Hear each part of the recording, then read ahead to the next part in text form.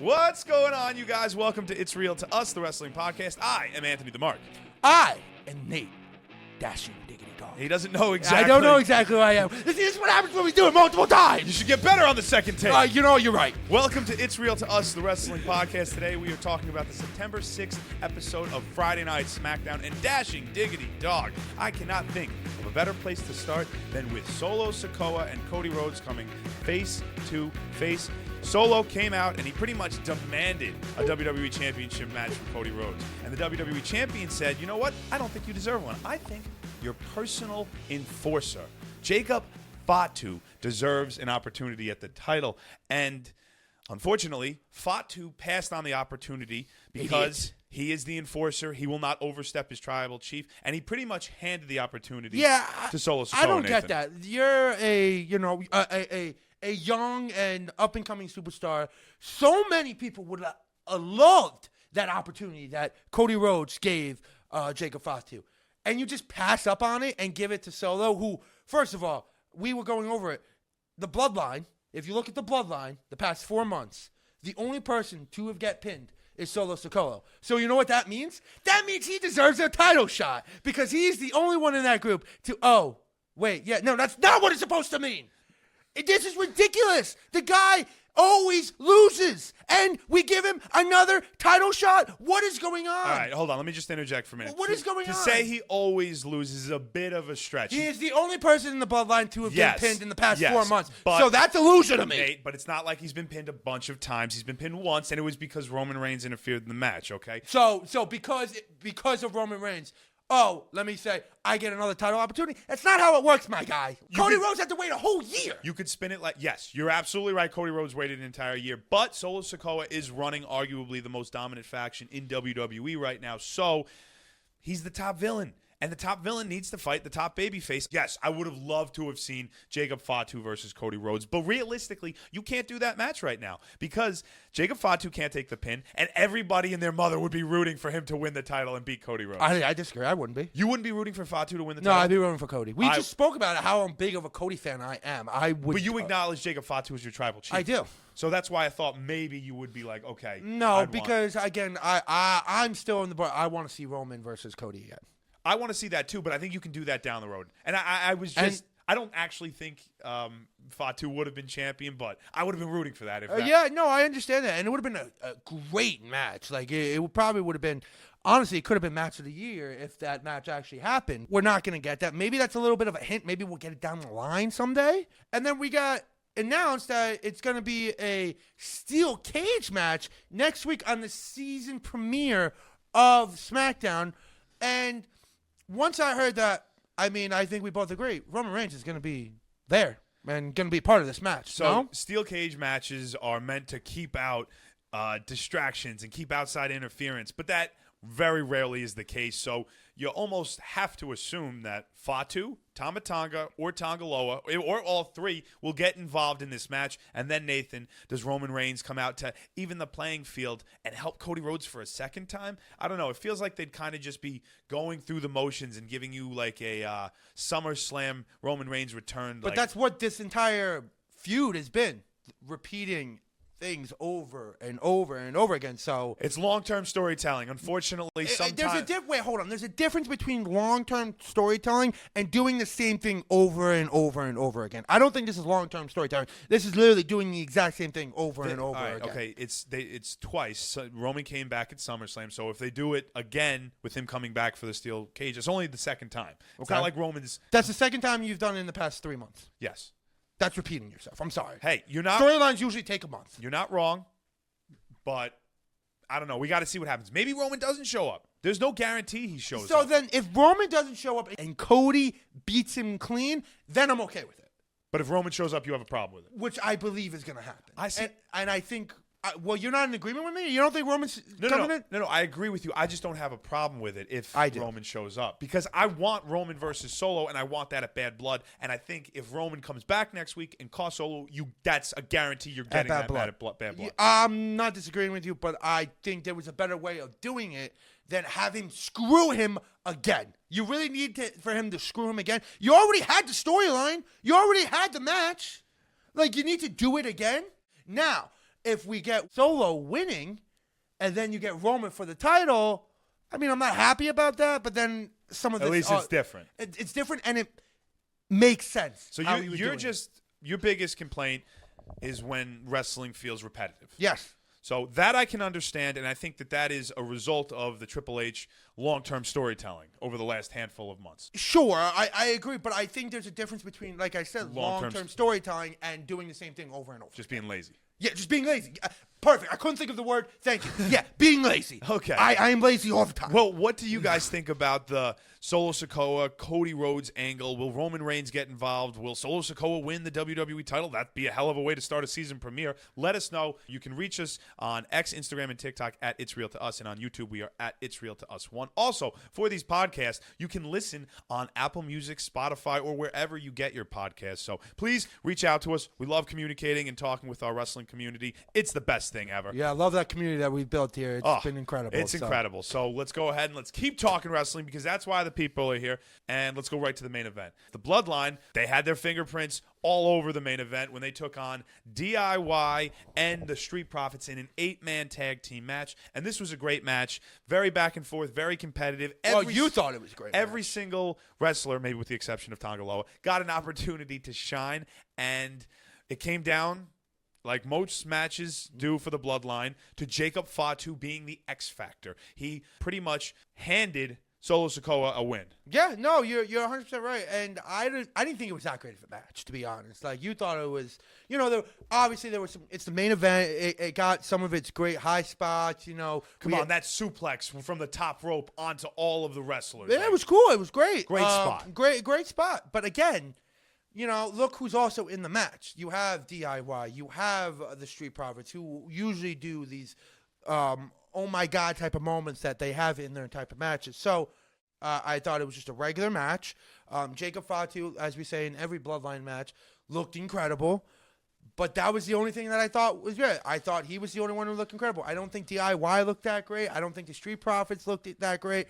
I hate Solo. I want that man to just jump off easy. I can't stand Solo. Easy. All right, I really hate that guy. But listen, it was like I said on the stream, 5.5 for me as a main event. It did not produce. It wasn't a great main event. I didn't think it was that great. All right, well then I like the triple threat. I get it. That. Look, I get it. You don't like that, so let's go to something you like. The triple threat. I love the Kevin Owens was very smart. Okay, he understands that Cody Rhodes has been the talking point of when is Kevin Owens going to turn on Cody Rhodes. He was getting harassed almost by Austin Theory and Grayson Waller. So he spun it on when is Austin Theory and Grayson Waller going to break up. And he even tried to drive the wedge between them when they had a triple threat match. Kevin Owens pretty much dominated this match throughout and picked up the win relatively easy. And then after the fact, Theory and Waller got a little bit of momentum back by leaving Kevin Owens lying. So, Nate, what do you want to talk about? So what I want to talk about is today was the first day I actually enjoyed Austin Theory. And I'm on the Austin Theory train. You have been on it for, I feel like, years now. I have been an Austin Theory believer since day one. Since day one. And I have not. I hated him throughout the entire time when he was U.S. champion. I hated him. Today changed the day. I am a big Austin Theory guy now. It was that one Wayne Gretzky comment. It was that one Wayne Gretzky comment. And, dude, what he did in the ring, I enjoyed. I was thoroughly entertained by that match. Now, a lot of it probably had to do with KO. But the storytelling, again, my big thing is about storytelling. The storytelling in that ring was incredible. We had storytelling of, is Theory going to turn on Waller? He was frustrated with him. You thought you were going to see that. There was Waller trying to capitalize on Theory's moves time and time again. You can tell that Theory's going to be pushed towards the babyface and Waller's going to be pushed towards the heel. And you also saw, the numbers game catch up to KO, even though he pretty much dominated the entire match and ended up winning. I don't know. I think the fact that Theory and Waller, who were working together throughout the entire match, lost so clean and decisively hurts both of their credibility. I know that Kevin Owens is incredible. He had to hit pretty much every single move in his arsenal to beat them. But at the end of the day, that should have been a 2-on-1. Theory and Waller shouldn't have lost that match. And you can go ahead and drop them after the fact. It's a 2-on-1. Of course you're going to be able to get the advantage on him after the bell. But it didn't do any favors for Waller and Theory, in my opinion. All it did was help push the idea of, when these guys break up, Theory's definitely the babyface and Waller's definitely the heel. I think that's what you needed, because I think we were starting to maybe forget about it a little bit. No, I think that Theory's obviously been the heel or the face. No. I'm talking about the face turn, I guess you would call it. Maybe we started to forget about it. Maybe we thought, they're back on the same page and everything. And now we're starting to think about it again. I was thoroughly entertained by this match, and I thought there were a lot of fun spots. You had the spot with, I didn't know who the player was, but a hockey player during commercial break was holding. I think it was Grayson Waller. Kevin Owens was beating him up. And gave him a nice slap. KO put Waller through a table. Yeah, we had all the Theory mentions. It was a very. Oh my God, that Theory stunner! Oh, incredible! What a sell by Austin Theory. So I think the main focus of this match, for me, is that I'm a big Theory guy now, and I can't wait for his face turn. It's going to be incredible, and once it happens, he's going to be the biggest, one of the biggest baby faces in WWE, and it's going to propel him into that main event stature, and I can't wait for it. I like that call. I can get behind it because, like you said, I am a big Theory supporter. I'll say one more thing about this segment, and we'll move on. Thank God Kevin Owens got a win. Kevin. Yeah, it's about time, right? Kevin needed a win. Yeah. So good for Kevin Owens. Where he goes from here, not really sure. Next week, it was announced on the season premiere that Austin Theory and Grayson Waller will be challenging Kevin Owens and a mystery partner. But we both agree that's when Randy comes back to SmackDown, right? That makes the most sense that Randy comes back because the roster is thin. So I mean, let's say it's not Randy though. Who could it possibly be? It's Randy. It's so 100%. It can't be anyone else. Right? Jimmy Uso, but that doesn't make sense. AJ Styles doesn't make sense. Doesn't make sense either. It has to be Randy. Has to be Randy. If you guys think it's someone else, let us know in the comments. But for now, we're moving on. John Cena? It's not 2025 yet. I like it, but it's a little far-fetched. So moving on now, let's talk about Tiffany Stratton versus Bailey. So this was a follow-up of last week when Tiffany Stratton fake cashed in her Money in the Bank only to help Nia Jax retain the WWE Championship or WWE Women's Championship against Michin. Bailey made her highly anticipated return, trying to spoil Tiffany and Nia Jax plans of sorts. So we got Tiffany Bailey this week, and Tiffany had this match won. She had Bailey's shoulders down on the mat, 1, 2, 3, but the official was distracted by the queen and champion Nia Jax, who inadvertently cost the princess the match. So, Nate, a lot to talk about here with this story. A lot to talk about it. First things first, I think Tiffany's going to cash in Money in the Bank sooner rather than later. I think that's bound to happen. But I think also what we got is that I think Bailey's going to have a title defense very, very soon. I mean, we see. You mean she's going to get an opportunity? Opportunity at a title shot. At Nia's title. Now, I know Nia just defended it last week against Michin, who, let's be real here, even though it was, kind of an entertaining match. She did good. Michin held her own. She did. But, we all knew Michin was not winning. Yes. And then you have Bailey, who I think is going to be her next one, who was the champion before that. That's the big money match. And that is, the big money match. And I think we start to see the seeds planted for that in this match. Yes, 100%. And we also saw the seeds planted for Tiffany possibly getting frustrated with Nia. Mm-hmm. You cost me the match. I had a former WWE Women's Champion pinned, and I did not win because you were distracting the official. Yep. And I think what we're going to see next week is Tiffany's going to confront Nia on it, and Nia's going to bully her a little bit. Nia's going to be like, I was trying to help you. You should be grateful that I was even down there in the ring. And I think that's going to kind of push Tiffany to get a little I'm sorry, my queen. And she's going to be quiet and stuff like that. And then you're going to start building a little bit of sympathy for her. I think this is how we build Tiffany to be maybe a babyface. See, now here's the thing, Anthony. I feel like we've been saying that a lot about a lot of people. Everyone can't be a babyface nowadays. All right, okay, like who or who else? All right, so we said about Theory. Okay, we did say it about Theory. I'll give you that. Okay, we said about Tiffy. Okay, that's two. That's two. That's just two. I feel like we said it about a couple other people. But you don't know for sure. Yeah.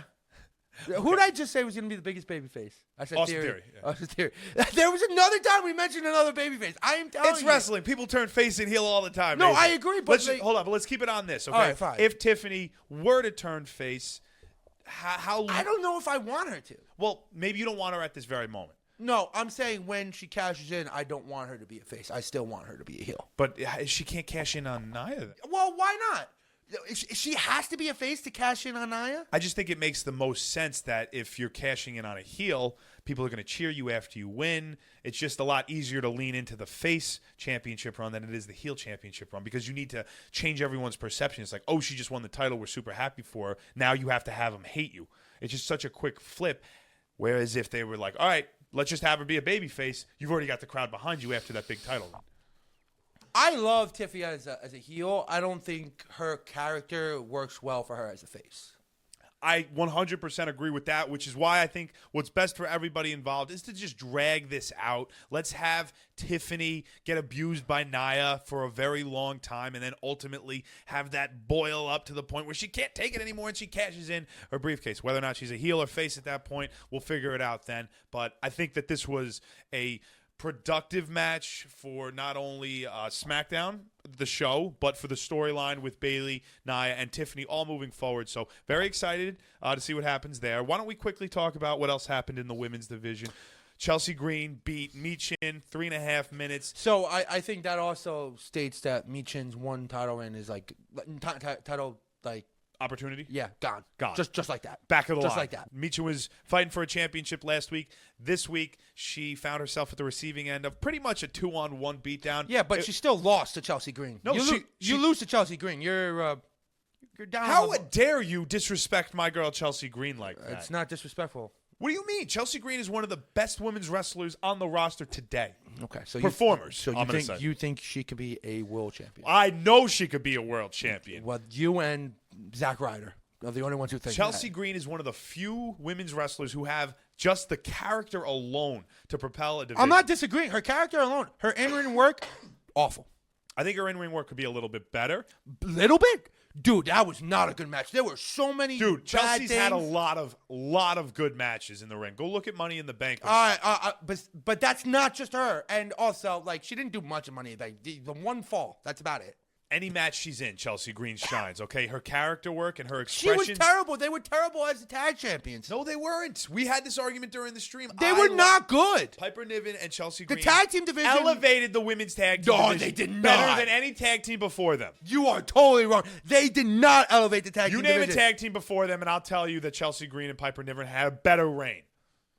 Can't do it. I knew it. There haven't been any good reigns. The tag Piper team Niven and Chelsea Green had a good reign. was not a good reign. That was a terrible reign. Anyway, my Chelsea God. Green You are picks so up wrong the about win. that. Could she be poised for more success on SmackDown? It seems as if her and Piper Niven's relationship is stronger than ever. So if Chelsea has a subservient or Piper right by her side doing whatever she wants, whenever she wants, Chelsea could be a threat in the women's division. I also love the feud between Chelsea and Nick Aldis. Oh, it's great. Every Great single feud week. with that. Every single week. I just feel like it's not even Nick Aldis. It's Chelsea Green versus management. Yes, because she had a thing with what's his name? Why can't I think of his name? Pierce. Adam Pierce. Oh, yeah. She goes back and forth all the time. I'm going to speak to your manager. I'm going to speak to your manager's manager. I'm going to speak to your manager's manager's manager.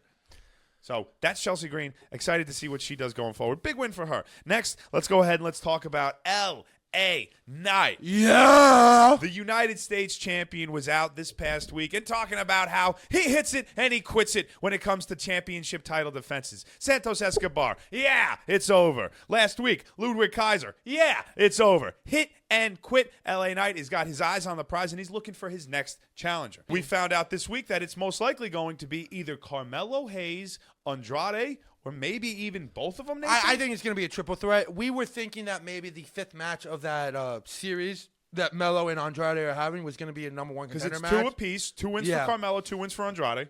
But we found out that they're just having a fifth match and that it's not a number one contender match. I do see this route of triple threat. I think that match would slap. I think it'd be incredible. LA versus Carmelo versus Andrade. Because I completely agree. Just Melo and Andrade, they've had 4 matches already, have all been incredible. All been incredible. You add LA Knight, to that. How I see it, it can only get better. So I'm really looking forward to that, and I don't see Melo or Andrade taking the title from LA Knight just yet.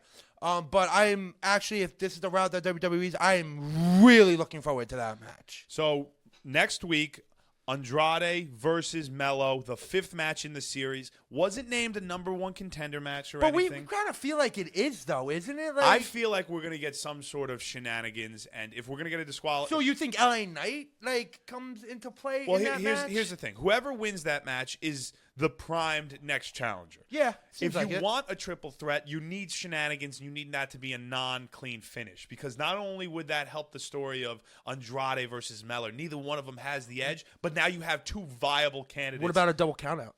That could work too. Maybe LA Knight gets he's sitting ringside watching, and he's just jaw-jacking, distracts him, double countout. Or maybe Carmelo takes a shot at LA Knight.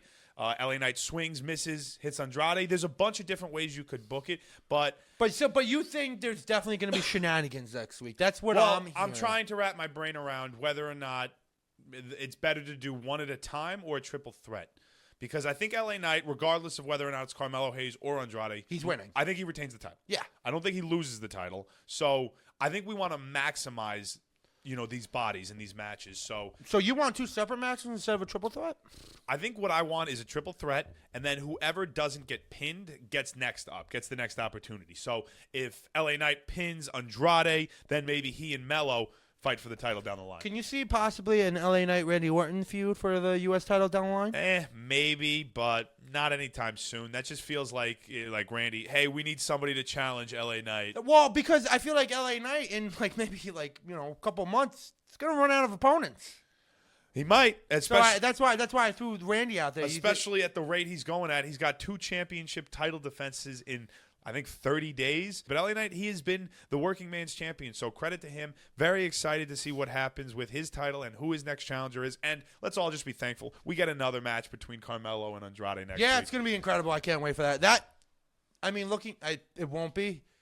Any other SmackDown, that can main event. It could. It absolutely could. But maybe that's a great way to start the show. So we'll see what happens next week. Next, let's talk about Giovanni Vinci's debut on Friday, or re-debut on Friday Night SmackDown, where he lost to Apollo Crews in 3, maybe 4 seconds. Yeah, we spent more time on this than the actual match was. So I think that's enough. Yeah. Of that. You don't even want, that's it? Yeah, that's it. Well, what about... All right, so I was all in on Vinci. Yeah, clearly, but you were clearly wrong. I was wrong. So I got egg on face. Let me admit I'm wrong. All right, cool. Admit you're wrong. So I said Giovanni Vinci was going to throw caution to the wind. He was going to put on a show-stealing performance. Him and Apollo Crews were going to go 10 minutes, and it was going to be the best match of the night. And he got rolled up in 3 seconds and lost. I just don't understand it. Vinci spent more time coming out, dusting off his tracksuit, kissing a girl in the front row, winking at the camera, winking at fans in attendance, and he just completely laid an egg. And I am disgusted because I think Vinci could have been a legitimate threat in the mid-card, but starting him like this on such a lull is such a bad way to get him started on SmackDown. It also doesn't make any sense to me. It makes 0 sense. WWE does this time in and time again where they shove packages down our throats, all right, of these guys that are up and coming and are going to be big and everything, and their first match is a dud and they get rolled up or have a 2-minute match, or in this case a 3-second match. What was the point of all these packages if this guy is just going to get jobbed? I don't understand it. What are we doing with this storytelling here? So what? We could have another match next week against Apollo Crews where we actually see what Vinci's got? That's why I knew it was going to be a squash, because it happens all the freaking time. I like your passion and your emotions. They're valid? You're right. They're valid. That is 100% the word I was looking for, because I was frustrated too, because I like Vinci. You know how much I like Vinci. And I wanted to see him wrestle, so... Yeah, horrible all the way around. I was honestly on your side. Yeah. When he came down, I was like, oh, well, this is good. And then that happened. I was like, This is ridiculous. Just done, over. Yeah. It's like I was going to commit to you and you just ruined it. And you just ruined it. I don't know how they respond with Vinci, but that was Friday Night SmackDown. Nathan, did I miss anything? No, you didn't miss much. We had a couple of backstage things with Yeah, Legado del nothing. Fantasma. Well, I can't pronounce their name, so don't even have me try. Oh, yeah, just for one time for the people. It'd be funny. Legado del Fantasma. Legado del Fantasma. All together. Legado del Fantasma. There it is. Hey! Put it in the book. It was an okay show, nothing great, but what did you think? Let us know. Reach out to us. You can find us on X, Instagram, and TikTok at It's Real to Us. And on YouTube, we are at It's Real to Us 1. I am Anthony the Mark. I'm Dashing Diggity Dog. Thank you for watching It's Real to Us, the wrestling podcast. We will see you next time. Bye!